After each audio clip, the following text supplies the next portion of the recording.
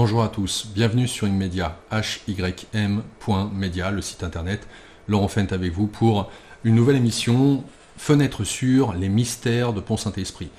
Une ville de France qui a regroupé bon nombre d'événements et de personnalités hors du commun, assez étonnant pour une petite ville qui aujourd'hui en fait 10 000, mais qui après-guerre en faisait 4 500.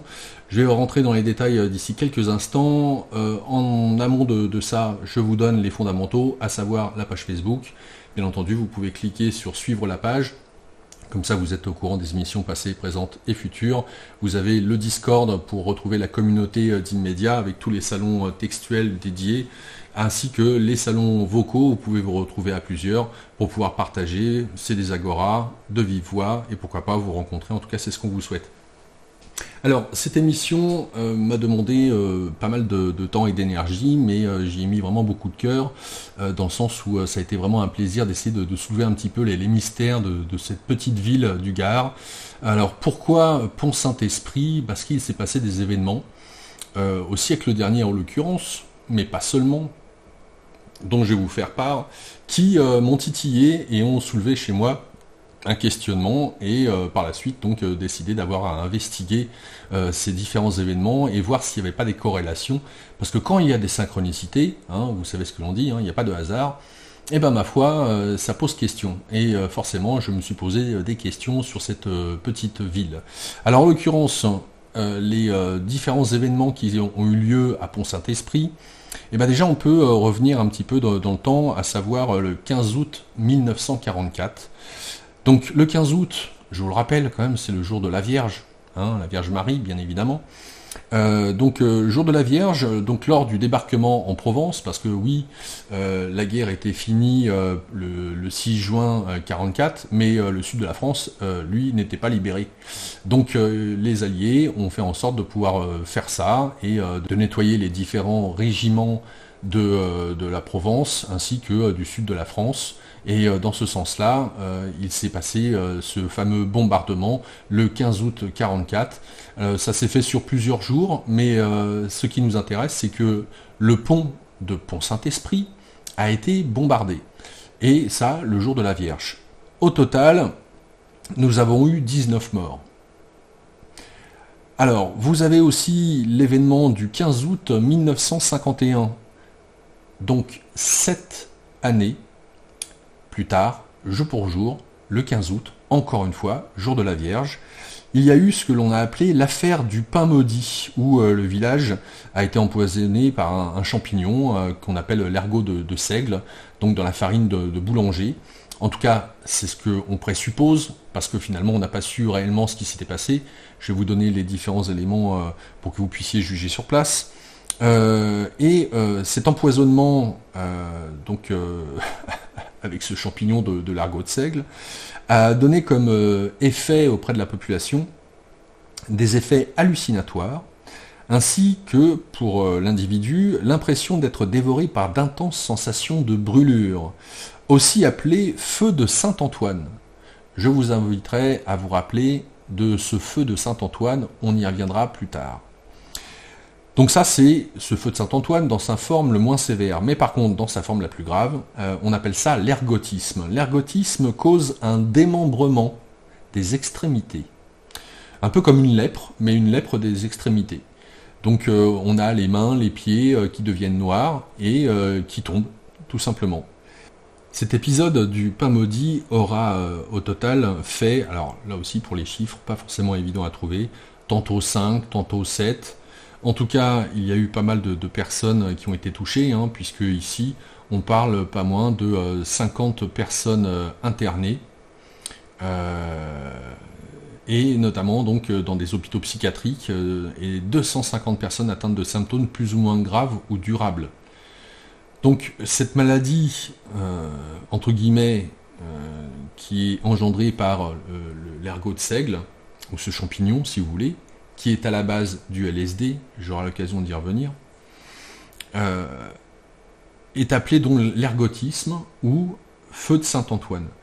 Voilà. J'insiste bien sur ces différents éléments, puisqu'on parle ici aussi de démembrement, de peste, de feu de Saint-Antoine. C'est intéressant dans un village qui s'appelle le Saint-Esprit, et on parle bien d'être adombré ou adoubé par le feu du Saint-Esprit. Donc, on va avoir l'occasion de rentrer dans les détails.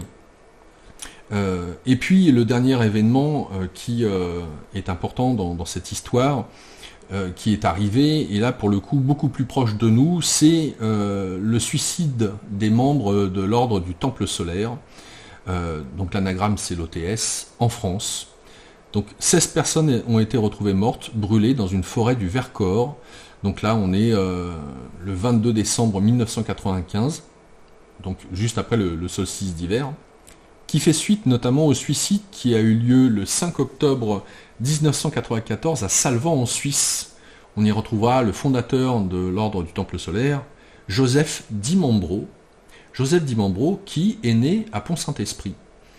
Et cet événement qui a eu lieu notamment en France, en Suisse et aussi au Canada.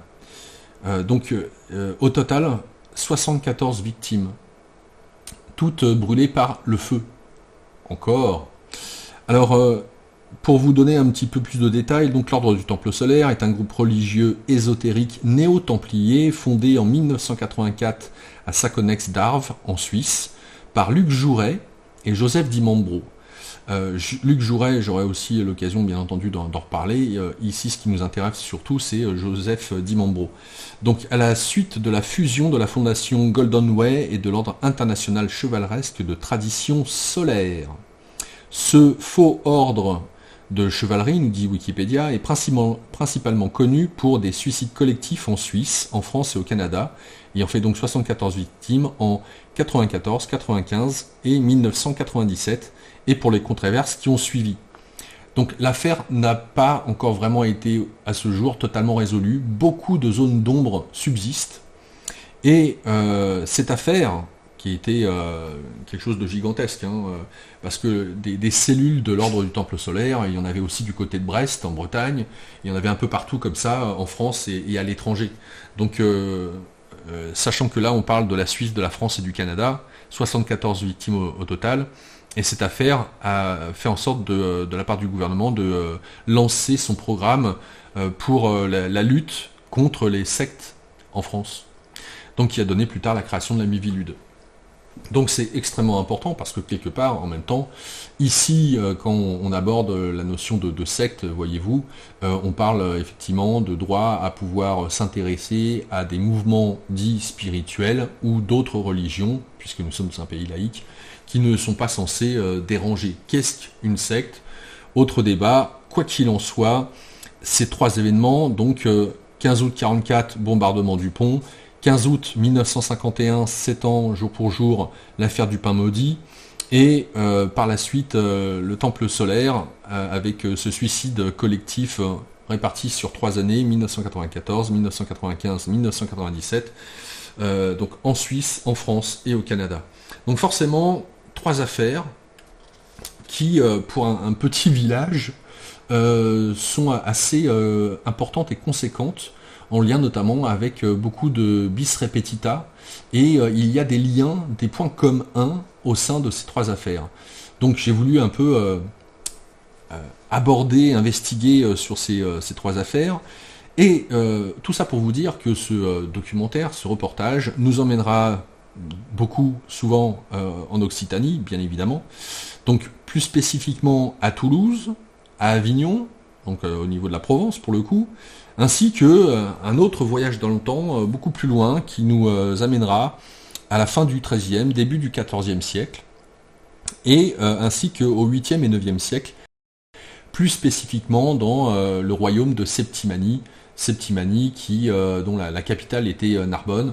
On y reviendra sur cet état dans l'état, si on peut dire, et de là, en investiguant, je n'en finissais pas de soulever des lièvres, donc l'enquête nous amènera sur littéralement les mythes fondateurs de nos origines.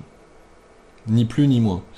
Alors, en abordant ces mythes fondateurs, on abordera beaucoup de symboliques, en lien notamment avec le féminin sacré et le masculin sacré, donc le binôme de ce paèdre entre le féminin et le masculin, et on abordera effectivement dans cette histoire tout ce qui a trait aux cathares, aux templiers, aux hospitaliers, aux alchimistes, notamment de savoirs perdus, de sociétés secrètes qui s'affrontent, et elles-mêmes liées, ces sociétés secrètes, à de très grandes familles qui ont marqué l'histoire de l'humanité. Voilà un petit peu. Donc le sujet est très vaste. Je ne sais pas encore pour combien de morceaux je vais découper ce documentaire. Là déjà, je vous donne le premier, qui est juste une présentation, entre guillemets, des faits, un peu de symbolique, qui comptera énormément au sein de ces différents volets. Mais quoi qu'il en soit, je vous donnerai ces symboles et la description de ces symboles au fur et à mesure. Ça ne sera pas forcément évident à un moment donné. Vous allez comprendre pourquoi. Donc je ferai de mon mieux pour que ça puisse être intelligible. Je ne dis pas que je vais résoudre l'énigme qui ont pesé, les énigmes qui ont pesé sur Pont Saint-Esprit, mais en tout cas de vous donner une version qui est la mienne, en lien avec donc l'analyse que je peux en faire, qui est aussi une analyse symbolique, historique, et de voir un petit peu si cela vous parle ou résonne. Et puis voilà. Alors la première chose qui pour moi était important, c'était de pouvoir mettre en perspective les trois sujets qui m'ont lancé dans cette investigation. Donc forcément ici je vous donne les articles. Donc on a par exemple ici Midi Libre qui nous mentionne la fameuse date du 15 août 1944, le jour où les Alliés ont bombardé le pont. Donc plus de 100 avions mobilisés pour cette mission couronnée de succès. Donc là, de prime abord, on pourrait dire rien à dire de particulier, si ce n'est la fameuse date du 15 août consacrée à la Vierge. L'autre élément ici, donc, c'est Revue Histoire, qui nous dit Pont Saint-Esprit empoisonné au LSD par la CIA. Alors, c'est une affirmation, mais il y a des éléments qui vont dans ce sens-là, effectivement. Donc là, je vais peut-être un peu plus lire, parce qu'il y a des tenants et des aboutissants qui sont importants pour la suite. Donc le village de Pont Saint-Esprit est touché en août 1951 par une vague d'hallucinations, certainement provoquée par l'ergotisme ou du LSD. L'histoire la plus célèbre associée au village français de Pont Saint-Esprit est une épidémie d'hallucinations massives qui s'y est produite en 1951. Le 16 août de cette année-là, plusieurs habitants du village ont commencé à ressentir des symptômes tels que des psychoses, des hallucinations et des délires. Et plusieurs personnes ont été internées ou sont décédées à la suite de cette épidémie. Donc on n'a pas réellement le nombre de décès, c'est ce que je vous disais. La cause encore incertaine de cette épidémie d'hallucination a été imputée récemment au LSD. Une France d'après-guerre secouée par la faim. L'histoire de Pont Saint-Esprit se déroule après la fin de la Seconde Guerre mondiale, dans une France certes libérée mais très appauvrie. La faim est présente, les hommes et les femmes doivent encore se priver. Rappelons que la carte de rationnement, nommée carte de pain, n'a été supprimée qu'à partir du 1er février 1949. La France importe une grande partie de sa production agricole afin de subvenir aux besoins de la population. Des ravitaillements ont lieu dans l'ensemble de l'Hexagone pour fournir à chacun des vivres, notamment du pain. L'agriculture dans le Gard, département où se trouve le Pont Saint-Esprit, est poussée par une volonté de production viticole, ne permettant pas la création de produits permettant de subvenir aux besoins nutritionnels des locaux. L'importation de produits alimentaires extérieurs est donc importante sur ce territoire. Les grands moulins de Corbeil et la minoterie marseillaise sont quasiment les seuls en charge du ravitaillement de ce territoire, créant un dangereux monopole. Le prix du pain, fixé administrativement, les pousse à réduire au maximum leurs coûts, provoquant la commercialisation de farines de très mauvaise qualité.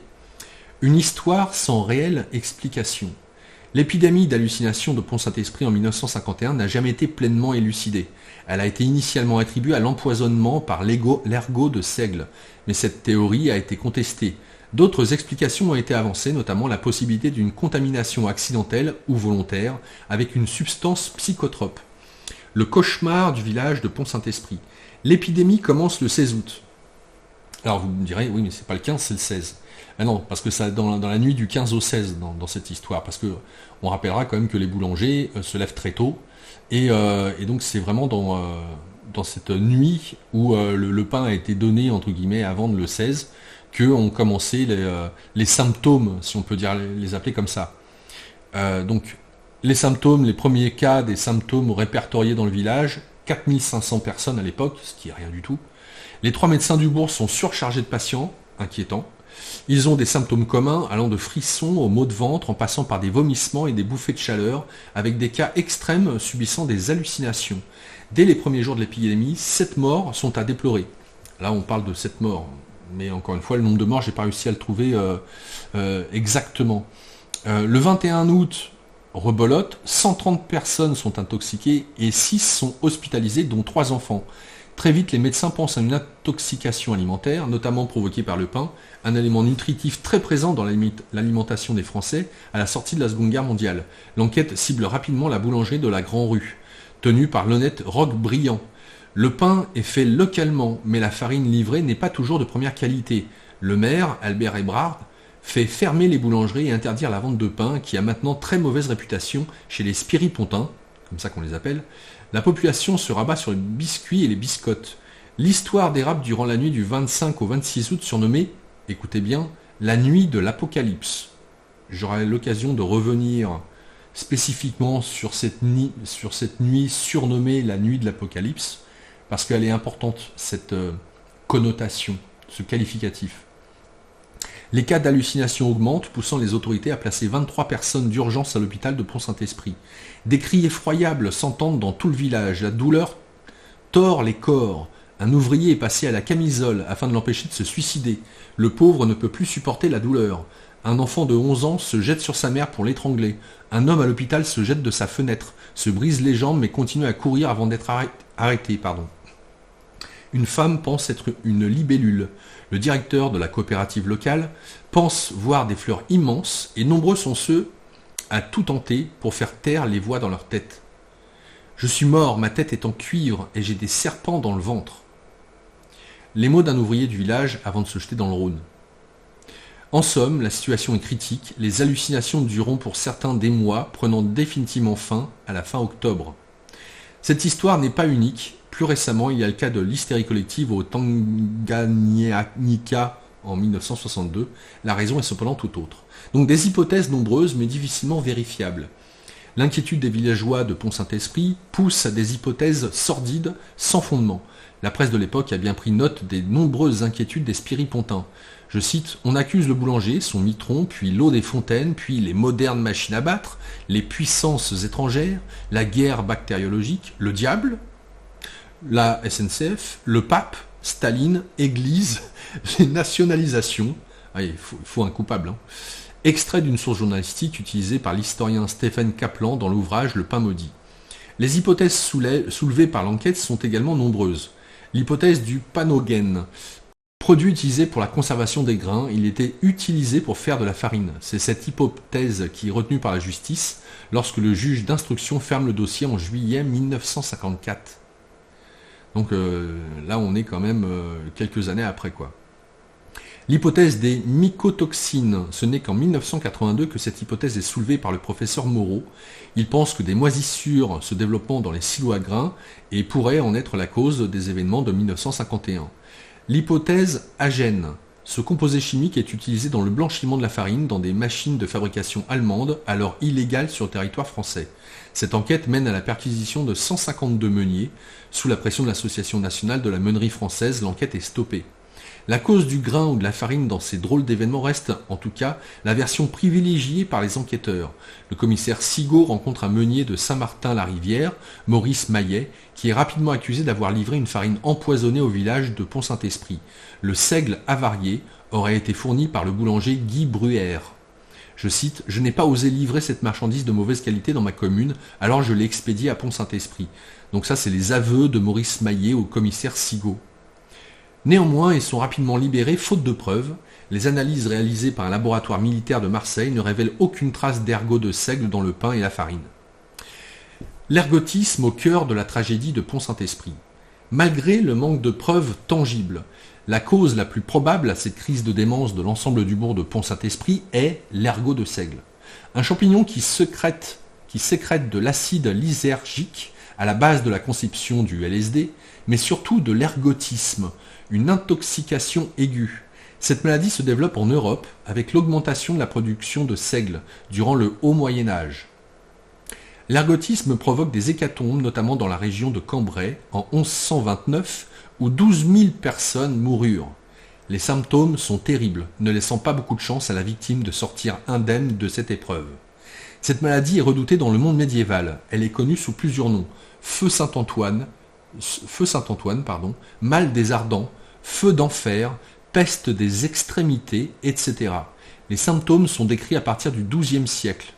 Crise de démence, convulsions, hallucinations, sensations atroces de brûler ou de geler, atrophie des muscles, gangrène des pieds ou des mains. Les membres noirs comme du charbon se détachaient du corps. Les sujets mouraient misérablement ou ils traînaient une vie plus malheureuse encore, privés de pieds et de mains. Beaucoup étaient tourmentés de contractions et de distorsions des nerfs. Et ça, c'est selon Snorri Sturluson, chroniqueur islandais, dans son ouvrage Heimskringla, la saga des rois de Norvège. Devenu très rare en France depuis le XIXe siècle, l'ergotisme s'oublie dans la mémoire des hommes. Le cas de Pont-Saint-Esprit dénote et laisse dubitatifs les enquêteurs. Cette cause ne sera pas plus privilégiée qu'une autre, ni attestée, mais reste la plus plausible. Enfin, dernière grande hypothèse, la CIA dans une histoire loufoque à base de LSD. Alors forcément, on dit que c'est loufoque parce que c'est la CIA. Mais on aura l'occasion d'en revenir. Dans les années 2000, l'histoire du village de Pont-Saint-Esprit se voit liée aux opérations secrètes de la CIA, notamment l'opération MK Naomi. Donc là, on fait écho à MK Ultra, et on est sur des tests de la personnalité de l'être humain. On essaye de créer de la dissociation à travers des traumas. Et on utilise, pour ce faire, notamment des drogues, comme le LSD. J'aurai l'occasion, ça fera tout un sujet. Tout ce dossier fera un sujet à part entière, donc une émission. La CIA tente de mettre au point des outils de manipulation mentale. Les tentatives sont le plus souvent réalisées à l'aide de produits psychotropes, notamment du LSD. Les opérations sont menées sur des sujets humains avec ou sans leur consentement. Donc ça, c'est ce qui est prouvé, c'est dans les dossiers et c'est rendu public, on le sait. Donc, entendez bien, tester sur des sujets humains avec ou sans leur consentement. La plupart des sujets étaient militaires, mais il y avait aussi des civils. La connexion entre ces opérations et l'histoire du village de Pont-Saint-Esprit est réalisée en 2009 avec la publication du livre A Terrible Mistake du journaliste Hank P. Albarelli Jr. lors d'une enquête sur la mort de Frank Olson, un scientifique travaillant pour la CIA durant les années 50 que le journaliste met en lumière. Il avance l'hypothèse selon laquelle la CIA aurait testé du LSD sur la population spiripontaine sous forme de pulvérisation aérienne. Les produits alimentaires locaux auraient également été contaminés. Hank P. Albarelli Jr., ce journaliste, se base sur une liste de documents déclassifiés par la CIA qui mentionne, je cite, l'incident de Pont-Saint-Esprit, notamment dans une conversation entre un agent de la CIA et un scientifique du laboratoire suisse Sandoz, où travaillait le chimiste Albert Hoffman, le découvreur du LSD. Cette théorie est fumeuse. Ça, c'est Revue Histoire qui le dit. Donc je ne corrobore pas ça, moi, mais sans pour autant dire ce qui va être, en tout cas, on pourra voir certains traits, caractéristiques, symboles qui reviennent sans cesse. Les travaux de Frank Olson auraient été détruits par le gouvernement américain dans les années 70, nous empêchant de pouvoir statuer sur la véracité de l'histoire. Mais surtout, le LSD ne provoque pas tout un tas de symptômes qui ont touché les spiripontins, comme les troubles intestinaux ou les hallucinations sur le long terme. Malgré tout, sans conclusion définitive, toutes les hypothèses restent plausibles. Cependant, restons prudents et évitons les théories fumeuses, notamment à base de complot mondial. Pas de peau, je crois que j'ai mis le nez dedans, et je vais vous en faire part. Alors, les documents déclassifiés de la CIA, effectivement, on peut y avoir accès quand vous tapez ce genre de choses. Documents CIA et puis Pont-Saint-Esprit, vous allez trouver effectivement des documents déclassifiés, mais comme de bien entendu, il y a beaucoup de surlignage en noir, donc on n'a pas exactement tous les tenants et les aboutissants de en quoi ce petit village, parce que là on est dans les années quand même 1951 au moment où il y a le pain maudit qui arrive. Donc pourquoi ce village intéresserait à ce point-là la CIA? C'est une bonne question. Alors, on aura l'occasion d'approfondir ce sujet-là. Notez, et ce qui est peut-être le plus intéressant, parce que je vais essayer de vous emmener, là, comme je vous le disais, à travers cette première partie de ce documentaire, je vais donner les faits, les éléments, et il y aura des mots-clés qui vont revenir progressivement, bis repetita, et ce à de bon nombre de reprises. Et en fait, c'est ça qui est très intéressant. Et je dresserai par la suite le tableau général de pourquoi Pont-Saint-Esprit est à ce point-là un lieu particulier et a été le sujet de ces trois événements-là, si on peut dire ça comme ça. Trois événements, et c'est pas tant le troisième événement, puisque on parle ici avec Joseph Di Mambro. Joseph Di Mambro n'a rien fait de particulier au sein de Pont-Saint-Esprit, quoique. Il a juste eu l'occasion de naître à Pont-Saint-Esprit, de s'installer à Pont-Saint-Esprit, et puis il était joaillier, donc il faisait des bijoux. Et à l'époque, il s'est intéressé énormément à tout ce qui a trait à la spiritualité, au spiritisme, au bouddhisme, à l'hindouisme. Il a été dans les loges francs-maçons, il a été à la Morque, donc les Rose-Croix, etc. Et il a créé, entre guillemets, son mouvement. Il se prenait pour un prophète. J'aurai l'occasion d'y revenir. Enfin, donc voilà, ce qui est intéressant, c'est que cette histoire de l'ordre du temple solaire, et vous allez voir que le soleil revient bon nombre de fois dans cette histoire, et qu'il est important de le mentionner. Donc l'ordre du temple solaire, ça fait 30 ans que ça s'est passé. Et que c'est cet événement, ou ces événements, puisque France, Suisse et Canada, c'est cet événement qui a lancé en France tout le programme sur les mouvements comme la Miviludes pour lutter contre les dérives sectaires. Et donc là, regardez cet article de Midi Libre, il est en date du 5 octobre 2024, donc il y a quelques jours seulement. Pourquoi ? Tout simplement parce que c'est bien le 5 octobre 1994, 48 corps d'hommes, de femmes et d'enfants sont retrouvés calcinés dans 2 granges en Suisse. Tous appartenaient à la secte de l'ordre du Temple solaire. Le 5 octobre 1994, donc, les pompiers découvrent 48 corps dans la ferme des Rochettes, sur les hauteurs de Chéry, 23 corps carbonisés au sous-sol du bâtiment, réaménagés en crypte. Alors là aussi, quand vous entendez crypte, grotte, entendez bien, il y a quelque chose. Je mets en avant, parce que, encore une fois, ici on est Sherlock Holmes, et on va essayer de suivre les éléments à la trace comme ça, avec des redondances symboliques ou factuelles qui reviennent sans cesse. Donc ça c'est une chose. Donc presque au même moment, une centaine de kilomètres plus loin, aux Roches de Cristal, un ensemble de 3 chalets à Salvan, 25 autres corps carbonisés sont découverts par les pompiers. La secte de l'ordre du Temple solaire avait été créée il y a 40 ans, en 1984, à Genève, par un Belge, Luc Jouret, et un Français, Joseph Di Mambro, âgé de 46 ans et 70 ans au moment du suicide. Le premier était un médecin charismatique qui attirait des adeptes instruits et riches dans la secte, tandis que le second occupait le rôle de maître spirituel de la secte qui croyait en la réincarnation et qui pensait que la mort physique permettait d'accéder à une autre vie proche du soleil. Bon, c'est un raccourci, mais il y a quelque chose de cet ordre-là, puisqu'on est dans la symbolique du soleil avec l'idée du Christ. Sauf que, donc ils sont retrouvés brûlés, mais, bizarrement, il y a des traces de balles. Donc de multiples questions, 30 ans après, demeurent. 24 heures après le drame, les enquêteurs s'interrogeaient déjà. Suicide collectif ou exécution ? Ils ont découvert sur les lieux 3 carabines et 20 des 23 corps portent des traces de balles. Une dizaine avaient des sacs en plastique sur la tête. Les enquêteurs s'interrogent à l'époque de savoir où sont passés le mystérieux Joseph Di Mambro et le fondateur de la secte apocalyptique, le docteur Luc Jouret. Ils sont finalement identifiés parmi les victimes.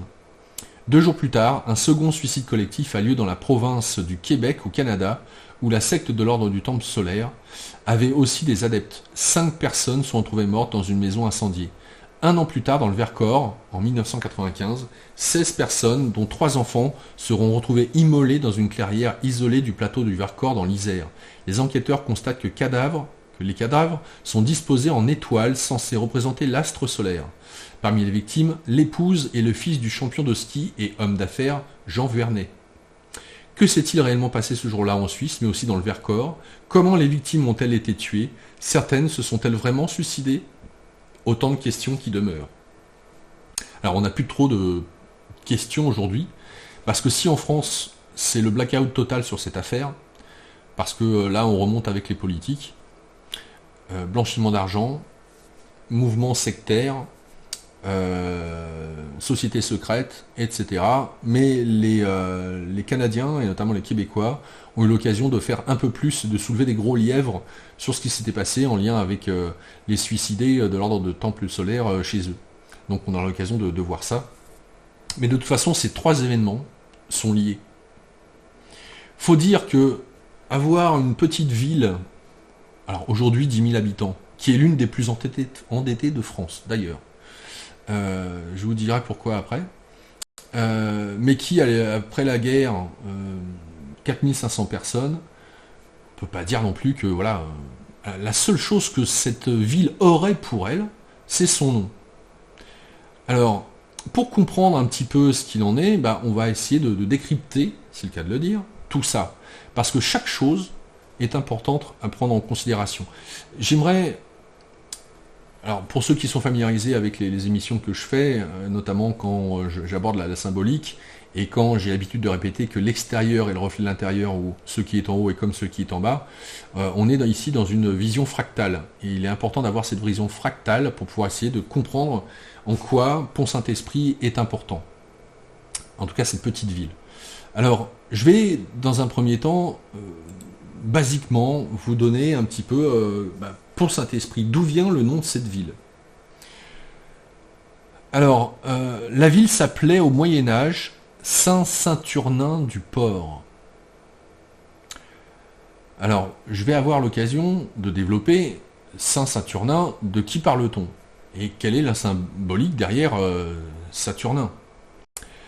Le nom actuel de la ville lui vient de la construction du pont sur le Rhône par le frère de Saint-Louis, le comte de Poitiers et de Toulouse, Alphonse de Poitiers. Elle commença en 1265 pour s'achever en 1309. D'après Viollet-le-Duc, elle fut confiée à la branche pontive des Hospitaliers. La branche, donc les Hospitaliers, qui étaient, on va dire, totalement soumis au pape, mais qui était l'équivalent des Templiers.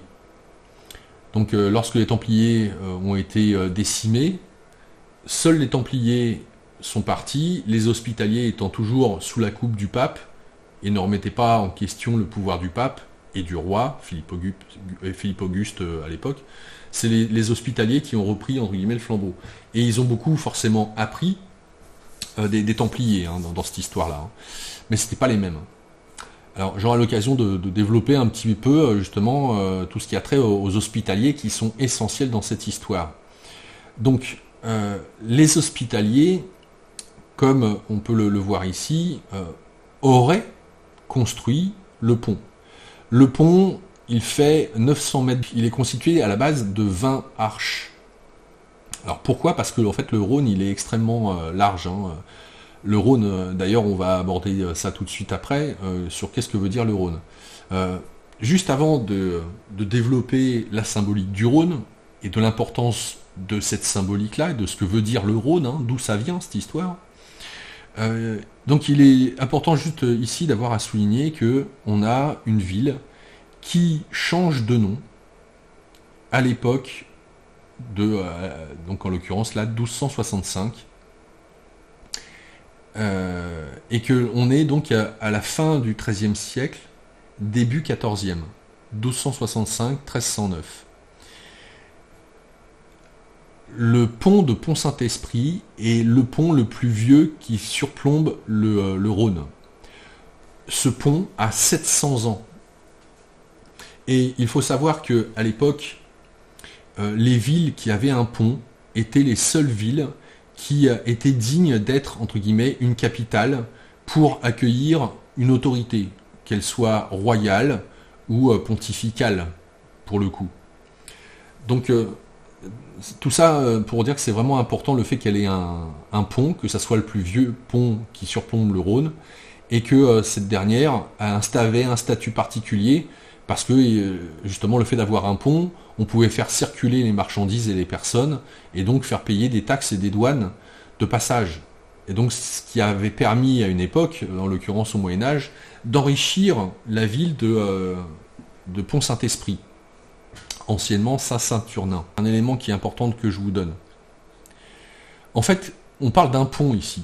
Alors un pont entre Pont-Saint-Esprit, qui traverse le Rhône, pour aller à l'autre rive.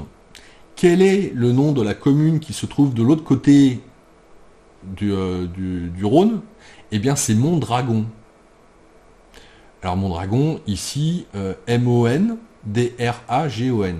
J'y reviendrai. Donc, il n'y a pas de M-O-N-T. Hein. C'est M-O-N, Mont, Dragon. Tout ça, tout attaché. Donc, c'est intéressant, puisque d'un côté, on a le dragon, et de l'autre côté, on a le Saint-Esprit. On va voir à quoi pourrait faire référence aussi le Saint-Esprit dans cette histoire. Donc ici, voici, avec Google Maps, donc Pont Saint-Esprit, que l'on peut voir. Il est en noir ici, et notamment les villes qui sont en face. Alors, comme on peut le constater, vous avez Mondragon qui est un petit peu plus bas, et la Motte du Rhône qui est juste en haut. Et le pont est vraiment à la frontière, si je puis dire, de la Motte du Rhône et de Mondragon. Mais, d'un point de vue cadastral, le pont appartient à Pont-Saint-Esprit, bien évidemment, mais rejoint Mondragon. C'est important de le préciser, même si on est à la frontière, l'autre côté du pont appartient à Mondragon. Alors, à l'origine, il y avait 20 arches. Alors, d'un point de vue étymologique, arche ou arc veut dire lumière. Je tiens à le préciser, parce qu'on a d'un côté la lumière qui rejoint Mondragon à Pont-Saint-Esprit, ou Pont-Saint-Esprit à Mondragon, à travers 20 arches qui tissent un pont. Et donc quand on voit, c'est le Rhône qui sépare deux départements, à savoir, ou en tout cas deux régions, à savoir le Gard d'un côté, du côté de Pont-Saint-Esprit, et Vaucluse de l'autre côté, du côté de Mondragon. Wikipédia, quand on va sur la ville de Pont-Saint-Esprit, nous dit donc la commune de Pont-Saint-Esprit se situe au nord de Bagnols-sur-Cèze, au bord du Rhône, qui veut dire flux puissant. J'y reviendrai. À la frontière immédiate de 3 départements. Outre le Gard, où elle se trouve, il y a donc de l'autre côté l'Ardèche, au nord, et le Vaucluse, à l'est. Elle est vraiment un coin bien spécifique où, à côté d'elle, elle a 2 départements, notamment avec un fleuve, et le fleuve qui est le Rhône est un fleuve qui est extrêmement long. Il prend sa source en Suisse, mais il est un des plus puissants avec le Danube et le Nil.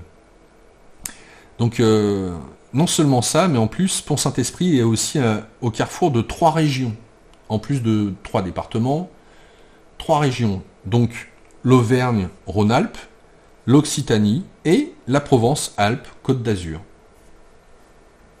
Ce qui fait de cette ville qu'elle a un statut particulier par rapport aux régions ou départements, et le fait qu'elle se situe près d'un fleuve, le Rhône en l'occurrence, et que les villes en France, et ça a été tout du long, c'est comme Paris, les villes près d'un fleuve avaient une stature particulière, surtout le Rhône qui pouvait remonter avec Marseille pour faire circuler des marchandises, etc. Donc fleuve extrêmement important. Alors, qu'est-ce que le pont? Parce que c'est ça qui, à mon sens, est essentiel, puisque même au-delà du fait d'avoir ce pont-là, présentement, le village ou la ville est caractérisée par Pont Saint-Esprit. Donc c'est extrêmement important de voir quelle en est la symbolique. Alors, qu'est-ce que veut dire le Rhône? Je vous l'ai dit il y a quelques instants, à savoir fleuve puissant, ou flux puissant, une autre manière de le dire. Donc le fleuve, d'où vient ce nom? Moi, ce qui m'a intéressé, c'est surtout d'avoir le nom. Donc selon la légende, le nom de ce fleuve remonte à la venue des Grecs en provenance de Rhodes. Donc Rhodes qui est une île. En effet, ils vinrent faire du commerce avec la bourgade ligure située sur le haut de la colline de Lauture. Voilà. Ces Grecs de Rhodes lui donnèrent le nom de leur ville, Rhodes, d'où par la suite le couloir rhodanien, et plus tard les Romains le nommèrent Rhodanus. Pline l'Ancien, dans son histoire naturelle, estimait que le Rhône tire bien son nom de Rhoda ou Rhodanusia, colonie de Rhodiens, bâtie jadis à l'une de ses embouchures aux environs d'Aigues-Mortes. Alors quand on parle de Rhodes, on pense, je pense, tous au colosse de Rhodes. Et effectivement, Rhodes, donc, c'est une île en mer Méditerranée. Île qui est intéressant, donc est une île grecque située en mer Égée entre l'île de Carpathos en Grèce et les côtes turques à 17,7 km de ces dernières. Le colosse de Rhodes, l'une des 7 merveilles du monde, était une statue gigantesque édifiée à l'entrée du port de la ville de Rhodes. Donc selon Pindare, Hélios, ou le soleil, ce qui revient au même, est le premier à voir l'île sortir des eaux et la trouve si belle qu'il la prend sous sa protection. Quelque temps après, il s'unit à une nymphe locale appelée Rhodé, qui lui donne 7 fils et une fille. Je vous passe les détails. Donc allons voir un petit peu ce que c'est qui est Rhodé dans cette histoire. Rhodé est fille de Poséidon, dieu de la mer. Sa mère varie selon les auteurs. Amphitrite, Aphrodite ou Alia, elle est l'épouse d'Hélios. Alors là, c'est extrêmement important parce que on va forcément aller voir les mythes et les contes, légendes, pour expliquer tout ce qui s'est passé en lien avec Pont-Saint-Esprit. Je vous demanderai de retenir le fait qu'ici, on a une nymphe qui est la fille de Poséidon, qui est liée à l'eau, et que sa mère, entre guillemets, serait Aphrodite. Aphrodite, on aura l'occasion d'en reparler beaucoup plus loin dans cette émission. Alors, pas dans celle-là, mais dans d'autres parties. Donc on a donc cette nymphe, fille de Poséidon, est mariée à Hélios, donc le dieu soleil. Je vous dis ça pour qu'on puisse faire des liens, encore une fois, avec quand on parle de l'ordre du temple solaire, par exemple, où le soleil revient régulièrement et constamment lors des pérégrinations que nous allons faire concernant Pont-Saint-Esprit et de tout ce qui gravite autour, bien évidemment. Donc ce n'est pas anodin que le Rhône joue un rôle capital d'après la symbolique, puisqu'ici on a littéralement une nymphe, le Rhône, qui est puissante, qui est potentiellement destructrice, puisque Rhône veut dire flux ou fleuve puissant. On ne pouvait pas traverser le Rhône comme ça. Déjà il est large, il nous vient des montagnes donc en Suisse, et s'y baigner, même encore aujourd'hui, c'est très risqué. Donc cette rivière a une connotation entre guillemets féminine, mais qui est en connexion avec le soleil. Et je pense que c'est ça qui est important pour l'instant que vous reteniez.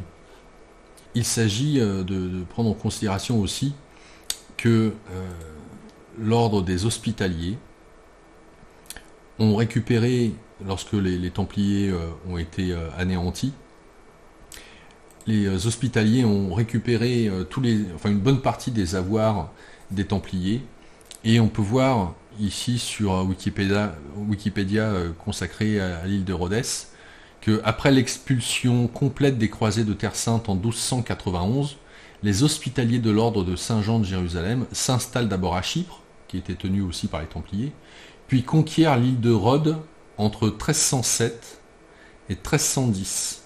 Rhodes, siège de l'ordre, devient une puissance militaire et maritime au service de la chrétienté contre les musulmans, notamment les Turcs ottomans.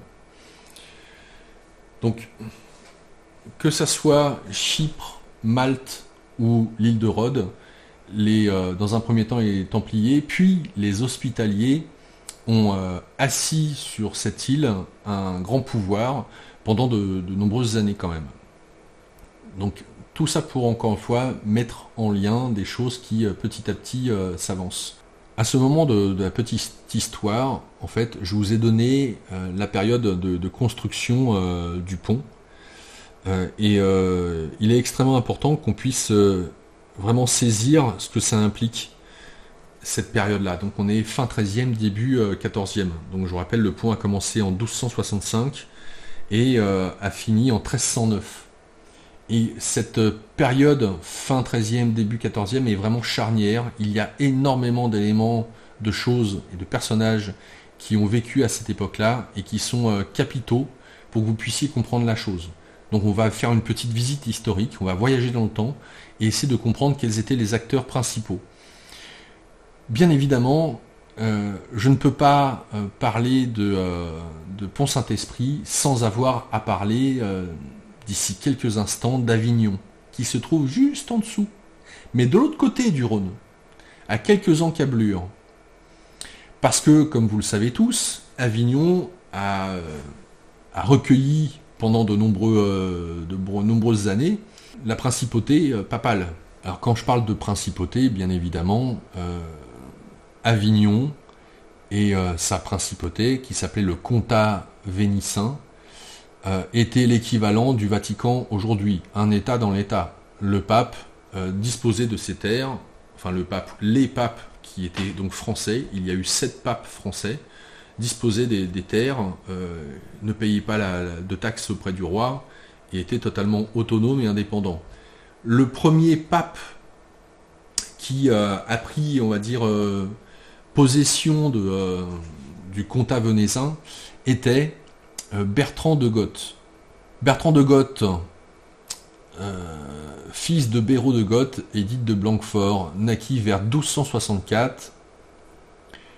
Donc il a été archevêque de Bordeaux, couronné à Lyon en 1305, devenu sous le nom de Clément V le 195e pape de l'Église catholique.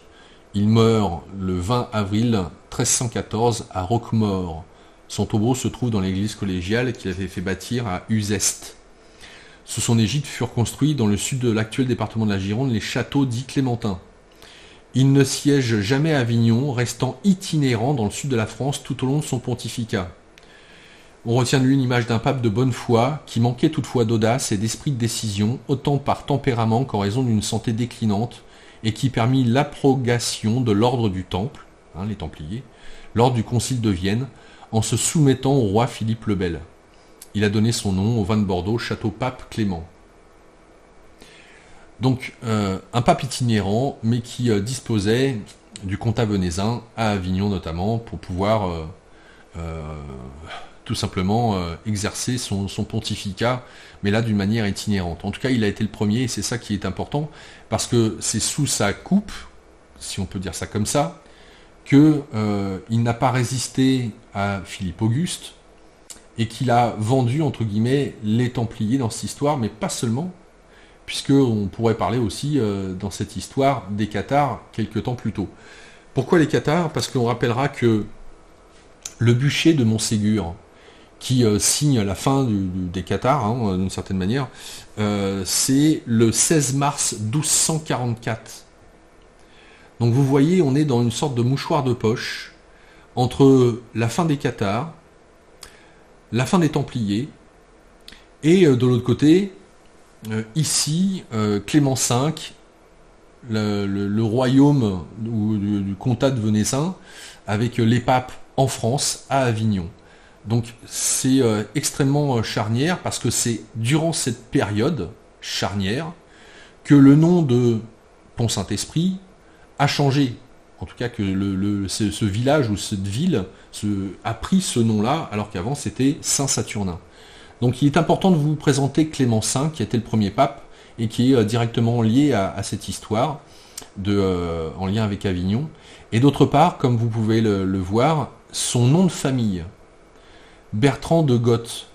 Donc fils de Béraud de Goth, c'est que on est avec les Wisigoths, et on va avoir l'occasion de développer, de mettre en perspective qu'est-ce qu'était que le royaume de Wisigothie, et de l'ampleur de ce royaume, notamment qui réunissait, on va dire, l'Aquitaine, l'Occitanie, la Provence, une partie de l'Italie à l'époque où le royaume de Visigothie était vraiment gigantesque, et puis toute l'Espagne aussi.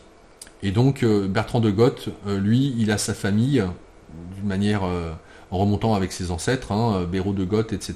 Donc on revient à une très grande famille d'Espagne.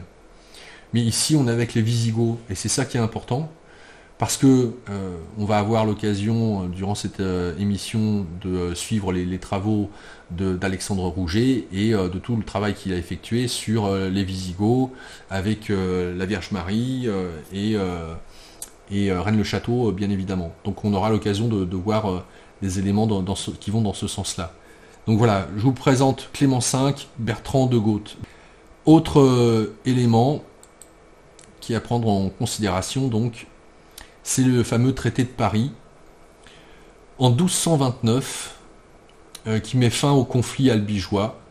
Donc ça, c'est sur le papier, 1229, fin du conflit albigeois, mais en même temps, je vous rappelle que les cathares du Montségur ont brûlé, on est en mars 1244, donc quelques années après que le traité de Paris a été signé. Alors, ce traité est capital, parce que on voit ici la signature, et on reviendra sur un personnage qui est extrêmement important, et c'est l'histoire de France. Et oui, Pont-Saint-Esprit est directement impliqué dans cette histoire, d'une certaine manière, et en tout cas d'un point de vue symbolique, vous allez bien le comprendre par la suite. Blanche de Castille, alors régente au nom de son fils Louis IX, donc Saint-Louis, convoque une conférence à Meaux en mars 1229. Raymond VII de Toulouse s'y rend accompagné par ses principaux vassaux, notamment Bernard, comte de Comminges, le haut clergé méridional et les seigneurs possessionnés par Simon IV de Montfort sont également présents. Alors écoutez bien, les conditions sont durcies par rapport au projet. Mais Raymond VII n'a d'autre choix que d'accepter le traité. Il se rend donc à Paris en pèlerinage et cherche l'absolution en pénitent sur les marches de Notre-Dame de Paris, où il est flagellé, place publique. Après sa déclaration publique de repentir, il signe enfin le traité le 12 avril 1229. Cela lui permet de voir sa situation régularisée auprès de l'Église et du Royaume de France au prix d'un traité dont les conditions sont très dures. Donc on va avoir l'occasion de voir un petit peu qui était Raymond VII dans l'histoire, comte de Toulouse, qui avait un pouvoir supérieur au roi, bien évidemment. Donc toute l'Occitanie faisait de l'ombre non seulement au roi de France de l'époque, puisqu'on parle aussi de Philippe Auguste à un moment donné, mais là on parle de Blanche de Castille et Louis IX, parce que c'est bien Louis IX qui a eu le bourrichon monté par sa mère, Blanche de Castille, pour faire en sorte de mettre fin au catharisme. Donc les albigeois, ou les bons hommes, comme on les appelait, et de tout ce que l'Occitanie avait retiré de cette richesse qui était due à l'esprit, on va dire, cathare, mais pas seulement, puisqu'il y avait une très forte spiritualité qui avait contaminé, si on peut dire ça comme ça, dans le bon sens du terme, tous les laïcs de l'époque. Ce qui faisait que chrétiens, musulmans et juifs vivaient en totale harmonie, que les femmes avaient des rôles aussi importants que les hommes. Une femme pouvait être mère d'une commune, par exemple. Donc cet esprit cathare séduisait énormément et faisait de l'ombre, justement aussi bien au roi de France, en l'occurrence ici la Blanche de Castille avec son fils Louis IX, que par la suite les Templiers qui ont repris cette vague dans une certaine mesure, puisque c'était les chevaliers du Christ qui étaient des moines guerriers, ni plus ni moins. Là où les cathares n'étaient pas du tout là-dedans. Mais que ça soit les Templiers ou les cathares, ils avançaient toujours deux par deux. Donc Raymond VII de Toulouse, comte de Toulouse, il a dû faire amende honorable en signant, donc en 1229, ce fameux traité, et la mort des cathares, entre guillemets, d'une manière officielle s'il en est, en 1244 à Montségur. Forcément important que je parle des Templiers, puisque là aussi, autant 1244, fin du catharisme, où fin du catharisme, ou notamment le traité de Paris, hein, on est en 1229, donc ça c'est pour les cathares, 1229, et 1307, on est ici avec le fameux vendredi 13, par ordre du roi, et notamment du pape de l'époque, hein. Donc là on est avec Boniface VIII, et donner l'ordre de mettre fin aux Templiers et au pouvoir des Templiers qui surpassait celle du pape et du roi, notamment que le roi Philippe Auguste avait beaucoup de dettes auprès de l'ordre des Templiers. Et en l'occurrence, c'est le fameux vendredi 13 octobre, hein, donc c'est là où on parle du vendredi 13, hein, où on a Jacques de Molay qui a maudit donc toute la descendance des rois de France, ce qui a fini par effectivement payer, puisqu'il y a eu la fin des rois avec Louis XVI. Ce qui est important de mettre en exergue ici, c'est que quand on parle des apparitions de la Vierge Marie à Fatima, on parle notamment de ce fameux 13 octobre.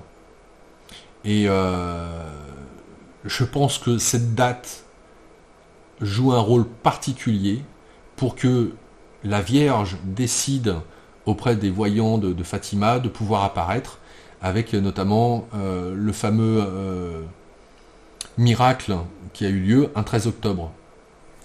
Donc date hautement symbolique que ce 13 octobre, qui par les instances de pouvoir hein, a été mis comme étant vendredi 13, c'est un vendredi qui n'est pas bénéfique, bien au contraire, hein, qui porte malheur. Donc voilà pour la petite histoire avec Jacques de Molay qui brûlera donc en 1314 sur le bûcher, comme les cathares. Donc vous voyez tout ça pour mettre en exergue que fin 13e, début 14e, ce sont 2 siècles capitaux où la France a vécu des changements, on va dire, vraiment radicaux, notamment toujours en lien avec Pont-Saint-Esprit, qui change de nom. Je vais maintenant vous parler de Saint-Saturnin, donc, qui était le nom de la ville de Pont-Saint-Esprit avant que cette dernière s'intitule comme telle. Donc revenons, si vous le voulez bien, à ce que nous dit Pont-Saint-Esprit et la création de cette ville avec ce pont. Donc je rappelle, on fera des rappels souvent dans cette émission, que donc le pont commence en 1265, s'achève en 1309, confié à la branche des Hospitaliers, encore eux, donc sur l'île de Rhodes, ou que ça soit sur la construction du pont, on retrouve les Hospitaliers, ces fameux moines soldats, et que ce qui est aussi intéressant de mettre en perspective, c'est que le nom actuel de la ville vient de la construction du pont sur le Rhône par le frère de Saint-Louis, qu'on a vu précédemment. Hein, comme il est mentionné ici, le pont est le plus vieux de tous les ponts sur le Rhône, 700 ans, qui rejoint donc la Provence au Languedoc. C'est Alphonse de Poitiers, comte de Poitiers et de Toulouse, qui, sur ordre du frère de Saint-Louis, décide de construire ce pont. Bon, ça aussi c'est important pour voir à quel point, à cette période-là, littéralement, le comté de Toulouse est assujetti à la couronne de France et ne peut plus vraiment rien faire par elle-même. L'Occitanie et la richesse et le rayonnement du catharisme, lié notamment aux Visigoths, est en dégénérescence. Et ça, c'est important de le souligner. Donc là, je suis sur le site Le Jour du Seigneur, où ils nous font une petite description que j'ai trouvée intéressante, que je vous soumets. Donc Saturnin vient de Saturne. Donc Saturne étant le père de Jupiter, chef des dieux dans la mythologie gréco-romaine. Saint Saturnin ou Cernin fut le premier évêque de Toulouse au IIIe siècle. Un panégyrique prononcé au 5e rapporte les faits suivants. L'évêque Cernin, hein, puisque c'est soit l'un soit l'autre, est massacré en 250 par une foule de païens idolâtres parce qu'il a fait taire les oracles. Arrêté au Capitole, là où s'élève aujourd'hui l'église Notre-Dame du Thor, l'évêque ligoté aurait été traîné par un taureau à travers les rues de la ville jusqu'à ce que ses membres soient complètement disloqués.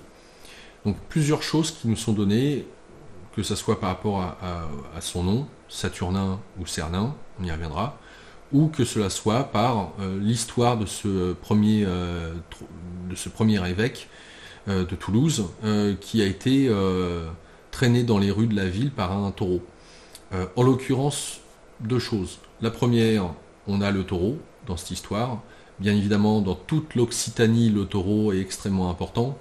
Le taureau est lié à la fertilité, et notamment que ça soit fertilité des hommes, bien évidemment, ou fertilité des femmes, puisqu'on a la vache qui est associée, ou fertilité de la terre, puisque le taureau est lié à la terre. Au-delà de ça, on a ici donc le taureau qui disloque littéralement Saint-Saturnin.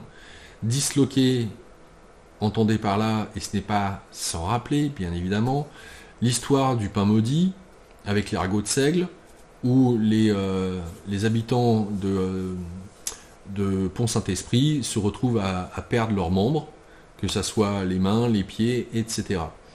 Donc ça c'est intéressant, puisqu'il y a une corrélation entre les deux. Autre élément, quand on parle de Saturnin, Saint Saturnin ou Cernin, je vais garder Saturne bien évidemment dans cette histoire. Donc quand on parle de Saturne, Saturne est le dieu de la mort. Saturne, et on le représente avec sa faux, et il est en train de manger bien évidemment ses enfants. C'est pour ça que Jupiter le tue d'ailleurs dans l'histoire. Donc Saturne est lié au temps et à l'espace, ou à la matière, d'une certaine manière, puisque la matière ne peut exister qu'au sein de l'espace-temps. Et donc ici, dans le monde de la matière, ne peut régner que le temps. C'est l'étalon de mesure par excellence, qui a été de tout temps dans toutes les traditions, quelles qu'elles soient. Que ce soit en Mésoamérique, Amérique du Nord, Asie, Afrique ou ailleurs, en l'occurrence Mésopotamie et Égypte, on n'en parle même pas. Et en Europe, bien évidemment, avec les Celtes et les Druides. Quoi qu'il en soit, la notion du temps donc est extrêmement importante, et cette notion-là reviendra tout au long de ce documentaire. Donc Saturnin a donné écho au saturnisme. Donc le saturnisme étant la caractéristique d'avoir à mourir par un empoisonnement au plomb. Donc entendez bien que quelque part, quand on dit que c'est plombé, c'est que on est plus que sur le plancher des vaches. On est limite en dessous. Le plomb a cette connotation d'avoir à alourdir, d'avoir à nous ramener, entre guillemets, dans la matière, ramener dans ce qui caractérise, entre guillemets, Saturne, où on pourrait faire l'équivalence avec Satan, Satan étant l'obstacle. Le temps où est la matière est l'obstacle dans cette histoire. Donc c'est comme si, d'une certaine manière, Saint Saturnin, avant de devenir Pont-Saint-Esprit, déjà d'une part, il n'y avait pas de pont qui reliait Pont-Saint-Esprit à Mondragon, première chose importante. Deuxième élément, Saint Saturnin, on nous parle ici d'une petite ville qui est enchâssée, entre guillemets, à la limite du Rhône, à la limite de 3 régions et à la limite de 3 départements. Et quand je dis à la limite de 2 autres départements en dehors du sien, pour faire simple. Et on nous ramène, entre guillemets, à la terre dans cette histoire. Quand on parle du taureau, culte qui était dans tout le Moyen-Orient, le Proche-Orient et bien entendu chez les Celtes aussi, lié certainement au niveau des cycles à l'ère du taureau. Mais le taureau n'est pas aussi sans rappeler Baal dans cette histoire. Alors je vous montre une représentation de Baal, et on va faire un petit peu d'étymologie dans cette histoire.